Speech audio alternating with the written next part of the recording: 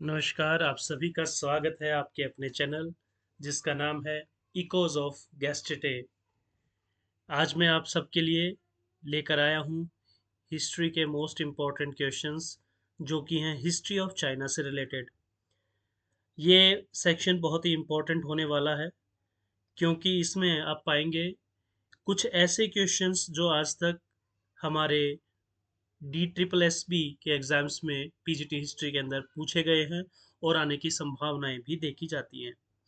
तो important questions आप सभी के लिए आपके अपने चैनल इकोज ऑफ गैस्टेटे। सबसे पहले जो शब्द आपको दिखाई दे रहा है इसी से एक प्रश्न हम बना लेते हैं। गैस्टेटे ये एक जर्मन वर्ड है, जर्मन शब्द है जिसका मतलब है history, study of past event.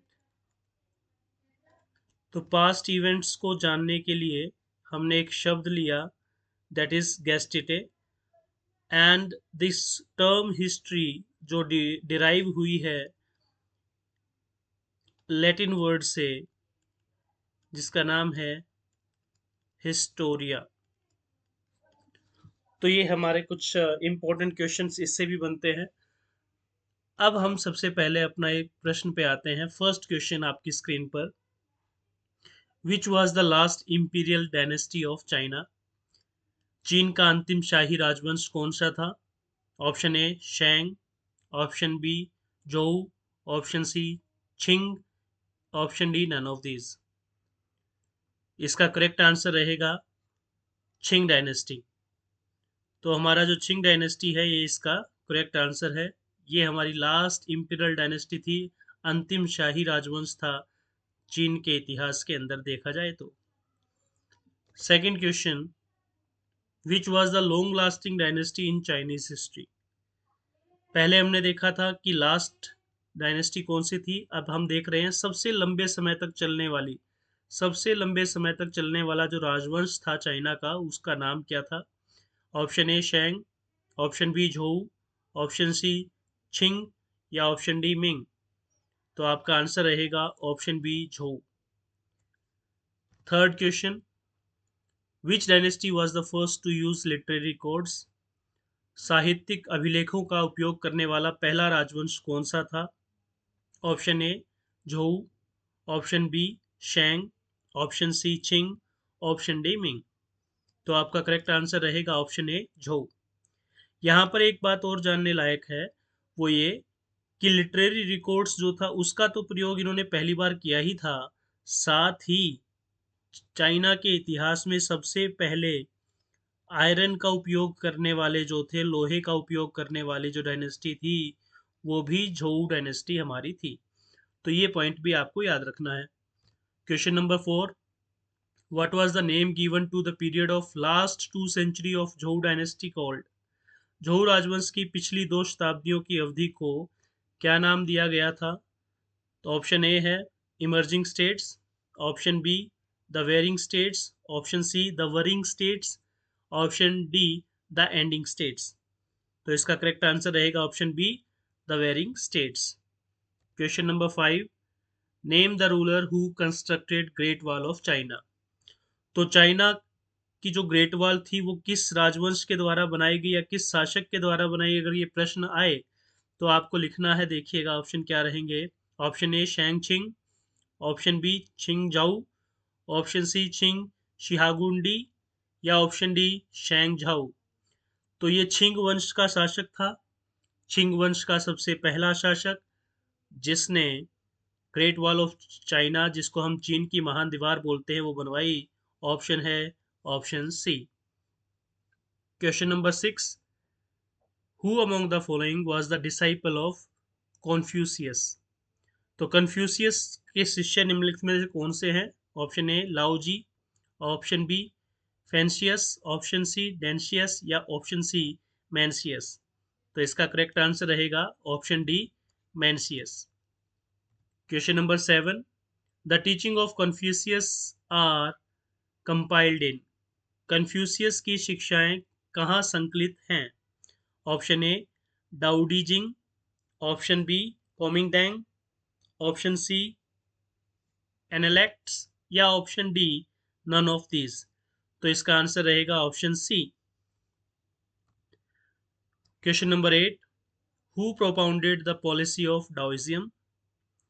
ताओवाद के दर्शन को किसने प्रतिपादित किया? Option A Confucius, option B Laozi, option C Mencius या ऑप्शन डी sun यत-सेन। तो जो डाओजियम है उसका आंसर रहेगा ऑप्शन बी। इसको प्रोपाउंड किया गया था, इसको प्रतिपादित किया गया था लाओजी के द्वारा। Question number 9, the teachings of Daoism are compiled in which text? ताओवाद की शिक्षाएं किस ग्रंथ में संकलित हैं? Option A Analects, option B Daodejing, option C Kuomintang या option D none of this. तो डाओइज्म की जो शिक्षाएं हैं वो संकलित की गई हैं डाओडिजिंग के अंदर। ऑप्शन बी आपका आंसर रहेगा। Question number 10, which sect of Buddhism became dominant in China during 3rd century? तीसरी शताब्दी के दौरान चीन में बुद्ध धर्म का कौन सा संप्रदाय प्रमुख हो गया था?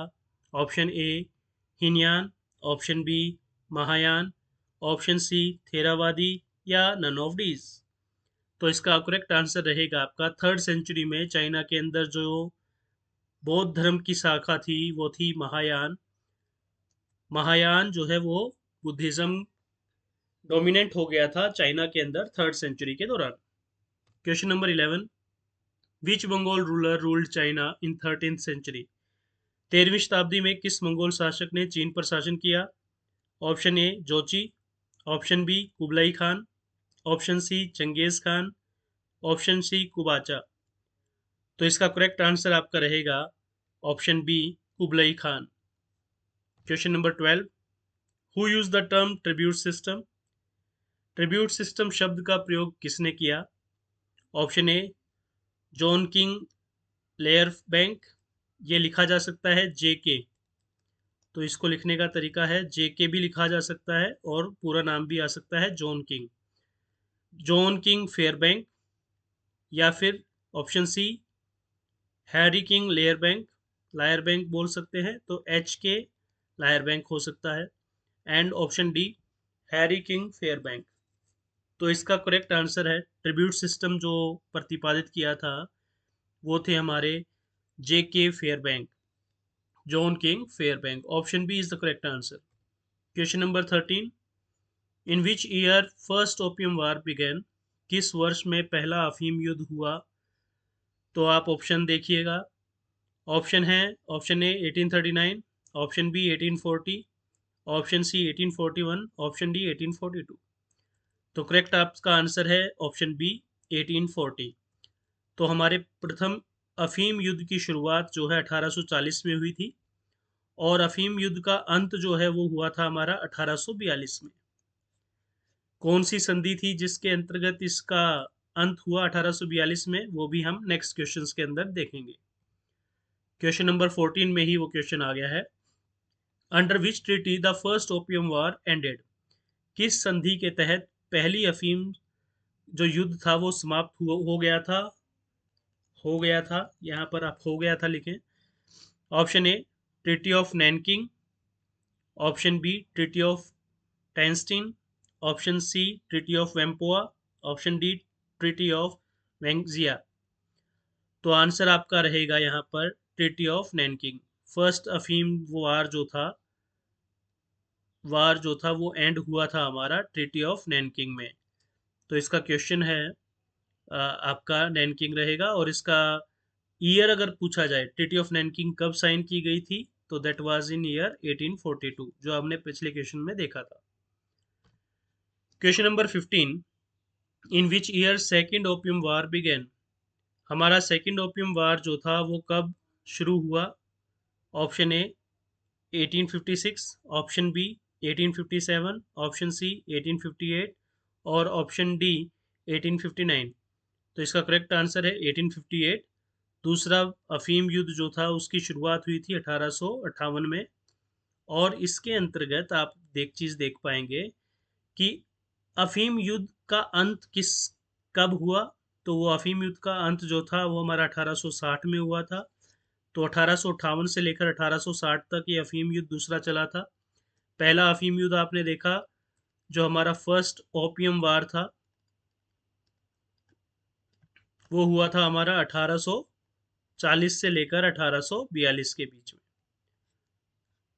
और नैनकिंग की संधि से वो एंड हुआ था। तो उसी प्रकार से 1860 में भी कोई ना कोई एक ऐसी ट्रीटी हुई होगी, संधि हुई होगी, जिसके तहत सेकंड अफीम जो हमारा वॉर है या ओपियम वॉर है वो एंड हुआ होगा। तो under which treaty the second opium war ended, किस संधि के तहत दूसरा अफीम युद्ध समाप्त हुआ? Option A treaty of Nanking, option B treaty of Tientsin, option C Whampoa, option D treaty of Wangxia. तो इसका करेक्ट आंसर रहेगा ट्रीटी ऑफ टेंस्टीन, जो कि हुई थी हमारी 1860 के अंदर। Question number 17, is in which year monopoly of East India Company ended in China? किस वर्ष ईस्ट इंडिया कंपनी का चीन में एकाधिकार समाप्त हुआ? Option A 1831, option B 1832, option C 1833, option D 1880 1834। तो इसका करेक्ट आंसर है 1834। Question number 18, how many ports were opened under the treaty of Nanking? तो नैनकिंग की संधि के तहत कितने बंदरगाह खोल दिए गए थे? Option A 3, option B 4, option C 5, option D 6। इसका करेक्ट आंसर है ऑप्शन सी, 5 बंदरगाह जो हैं वो खोल दिए गए थे ट्रीटी ऑफ नैनकिंग के बाद। Question number 19, how many new ports were open under the treaty of Tientsin? तो इस संधि के तहत कितने बंदरगाह खोले गए? Option A 9, option B 8, option C 10 या ऑप्शन डी 11। तो बंदरगाह खोले गए 11, 11 बंदरगाह खोले गए थे सेकंड ट्रीटी जो हुई थी हमारी ओपियम वॉर के बाद, सेकंड ओपियम वार के बाद, द ट्रीटी ऑफ टेंस्टीन। और टोटल जो पोर्ट्स ओपन हुए टोटल वो बन गए हमारे यहाँ पर 16, 5 पहले और 11 बाद में सेकंड ओपियम वार के, टोटल हो गए हमारे 16 जो कि ओपन किए गए थे ब्रिटिशर्स के लिए या फिर यूरोपियन कंट्री के लिए। Question number 20, Qing government sign treaty of Wangxia with? Qing सरकार ने वेंगजिया की संधि किसके साथ की? Option A Britain, option B USA, option C France, option D Germany. तो इनमें से अगर आप करेक्ट आंसर देखेंगे तो वो है ऑप्शन बी यूएसए। यूएसए के साथ वेंगजिया की संधि हुई थी। और यहाँ पर यह भी जानना बहुत ज़रूरी है कि ये संधि कब हुई। तो ये संधि हमारी हुई थी 3 जुलाई को, 3 जुलाई को 1844 में, 1844 में ये ट्रीटी हुई थी यूएसए के साथ चाइना की या फिर छिंग गवर्नमेंट की। Question number 21, Qing government sign treaty of Whampoa with? Qing सरकार ने वैम्पोआ की संधि किसके साथ की?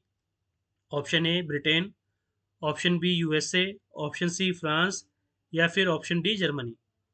तो ये ट्रीटी वैम्पोआ की जो थी ये साइन हुई थी फ्रांस के साथ। साथ में आपको ये भी जानना है कि फ्रांस में ये जो संधि हुई थी, ट्रीटी हुई थी, कब हुई थी चिंग गवर्नमेंट के साथ? तो ये हुई थी हमारी 24 अक्टूबर को 1844 में ही, 1844 में ही ये संधि हुई थी चिंग गवर्नमेंट की फ्रांस के साथ, जिसको हम बोलते हैं treaty of Whampoa. Question number 22, Boxer rebellion occurred in? Boxer विद्रोह कब हुआ और कहाँ हुआ? मतलब कब हुआ लिखना है यहाँ पे, कब हुआ। चाइना के अंदर ही हुआ था लेकिन कब हुआ? 1898 में हुआ था, ऑप्शन बी 1889 में हुआ था, ऑप्शन सी 1897 में हुआ था या ऑप्शन डी 1879 में हुआ था। तो इसका करेक्ट आंसर रहेगा आपका ऑप्शन ए 1898। और इसका अंत कब हुआ? इसका अंत हुआ था, एंड हुआ था बक्सर रेबेलियन का इन द ईयर 1900, 1900 में इसका अंत हुआ, शुरुआत 1898 में हुई थी। Question number 23, Tenzin massacre occurred in? Tianjin नरसंहार कब हुआ? तो इसकी अगर बात करें तेंजिंग नरसंहार कब हुआ, ऑप्शन है option A 1869, option B 1870, option C 1871, option D 1872। So the correct answer is 1870। 1870 में हमारा तेंजिंग मैसेकर हुआ था। इसके बाद क्वेश्चन नंबर 23 के बाद 24, in which year Russia and China sign the treaty of Saint Petersburg. Saint Petersburg की संधि कब हुई रशिया और चाइना के बीच में? Option A 1884, option B 1883, option C 1882, option D 1881। तो करेक्ट आंसर आपका रहेगा 1881। 25 question, Boxer protocol was imposed on China in. Boxer protocol चीन पर कब लगाया गया? Option A 1904, option B 1903, option C 1902 और option D 1901। The correct answer is option D 1901। तो बॉक्सर जो प्रोटोकॉल था वो चाइना पर इम्पोज किया गया था 1901 में। Option D is correct answer. Question number 26, Sino French war occurred in. Sino French युद्ध कब हुआ? Option A 1882, option B 1883, option C 1884 and option D 1885। तो इसका करेक्ट आंसर है 1884। तो फ्रेंच युद्ध जो हुआ था वो हमारा 1884 में हुआ था और ये एंड हुआ था 1885 में। तो इसका एंड कब हुआ था, अंत कब हुआ था? ये हुआ था 1885 के अंदर। 1885 के अंदर ये एंड हुआ था। Question number 27, in which year China and Japan sign the treaty of Shimonoseki. तो चाइन और जापान ने सिमोनोसेकी की संधि किस वर्ष में की? Option A 1875, option B 1885, option C 1895 and option D 1900। तो इसका करेक्ट आंसर रहेगा 1895। Question number 28, who was the founder of Taiping movement. Taiping आंदोलन के संस्थापक कौन थे? Option A sun yat-sen, option B Mao Zedong, option C Hong शुआंग, option D जोंगली यमन। तो आंसर इसका रहेगा ऑप्शन सी। टाइपिंग मूवमेंट के जो हमारे संस्थापक थे वो थे होंग शुआंग। Question number 29, who announced 100 day reforms की जो घोषणा थी वो किसके द्वारा की गई? ऑप्शन ए डोगर्सिस, option B Guangxu emperor, option C Wangjiang, option D Sun Yat-sen. So correct answer is Guangxu emperor. इन्होंने 100 डे रिफॉर्म की शुरुआत की थी। इसके बाद हम बात करेंगे question number 30, in which year 100 day reforms announced. किस साल में 100 डे रिफॉर्म जो है वो अनाउंस किया गया था? Option A 1898, option B 1889, option C 1879, option D 1897। So the correct answer is option A 1898 में 100 डे रिफॉर्म की शुरुआत की गई थी।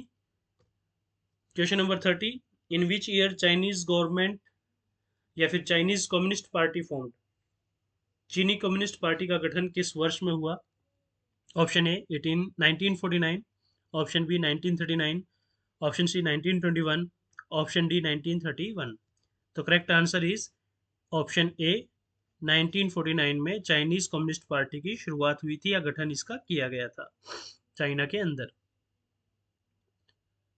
मतलब ये बन गई थी, गठन तो इसका 1921 में हुआ था लेकिन ये यहाँ पर चाइनीज गवर्नमेंट बन गई चाइना के अंदर कम्युनिस्ट पार्टी के नाम से 1949 में।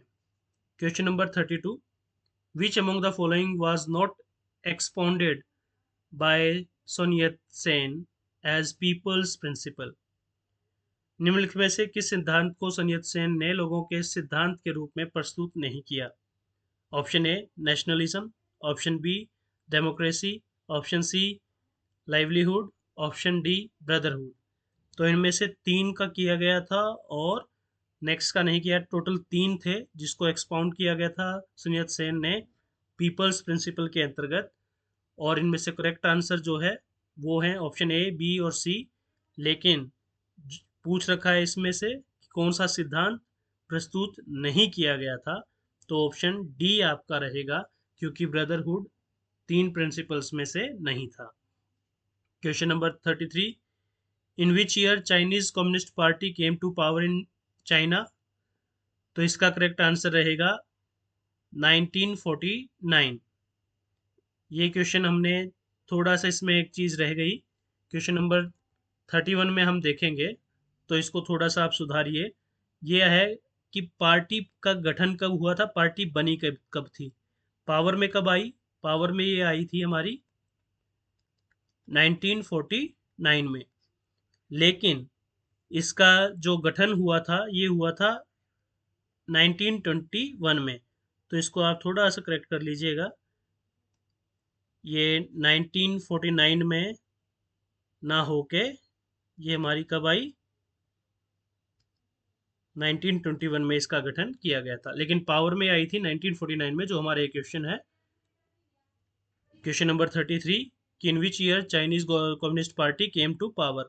तो पावर में तो कब आई, 1949 में, लेकिन इसका गठन कब हुआ? इसका गठन हुआ था 1921 में। इसको थोड़ा सा करेक्ट कीजिएगा। Question number 34, who was the first president of Kuomintang? तो कुओमिंटांग के पहले राष्ट्रपति कौन थे? ये हैं, option A Sun Yat Sen, option B Mao Zedong, option C Hong स्यूआंग, ऑप्शन डी जोंगली यमन। तो आंसर है सुन यत सेन। और last question, long march began in, long march की शुरुआत कब हुई? Option A 1914, option B 1924, option C 1934 या ऑप्शन डी 1944। तो करेक्ट आंसर है इसका ऑप्शन सी 1934। डेट क्या थी? तो डेट थी 16 अक्टूबर। 16 अक्टूबर को 1934 में लॉन्ग मार्च की शुरुआत हुई थी। तो ये कुछ क्वेश्चंस थे मैं आप सबके लिए लेकर आया था, जो कि डी ट्रिपल एस बी के लिए इम्पोर्टेंट है, जिसको आप चेक कर सकते हो, देख सकते हो और याद कर सकते हो। आई होप वीडियो आप सबको पसंद आई होगी। Thanks for watching.